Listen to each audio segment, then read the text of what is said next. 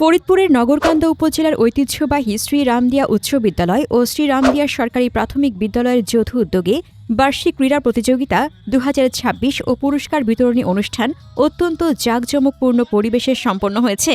মঙ্গলবার বিদ্যালয় প্রাঙ্গণে দিনব্যাপী এই বর্ণাঢ্য আয়োজন অনুষ্ঠিত হয়। সকাল ৯টায় পবিত্র ধর্মগ্রন্থ পাঠ, জাতীয় পতাকা উত্তোলন এবং সমবেত কণ্ঠে জাতীয় সঙ্গীত পরিবেশনের মধ্য দিয়ে অনুষ্ঠানের শুভ সূচনা হয়।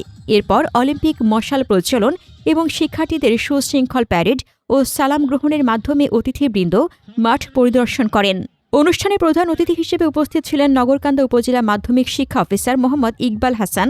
প্রধান অতিথির বক্তব্যে তিনি বলেন, শিক্ষার্থীদের মেধা ও মননের সঠিক বিকাশে লেখাপড়ার পাশাপাশি খেলাধুলার ভূমিকা অপরিসীম।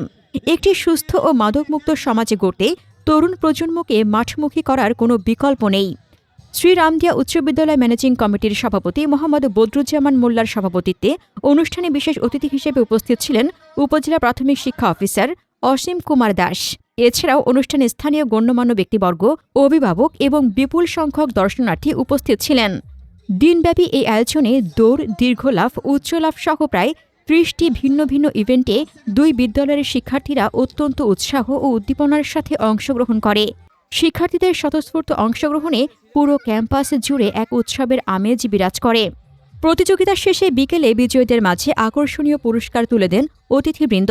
অনুষ্ঠানটি সুষ্ঠু ও সুন্দরভাবে সম্পন্ন হয় শ্রী রামদিয়া উচ্চ বিদ্যালয়ের প্রধান শিক্ষক আবুল কালাম মোল্লা এবং সরকারি প্রাথমিক বিদ্যালয়ের প্রধান শিক্ষক ভারপ্রাপ্ত আব্দুল মান্নান সংশ্লিষ্ট সকলকে ধন্যবাদ ও কৃতজ্ঞতা জ্ঞাপন করেন। সবশেষে এক মনোজ্ঞ সাংস্কৃতিক অনুষ্ঠানের মধ্য দিয়ে এই আনন্দঘন আয়োজনের পরিসমাপ্তি ঘটে। হাসনাতুজ্জাহান হিমু, দৈনিক খোলা চোখ।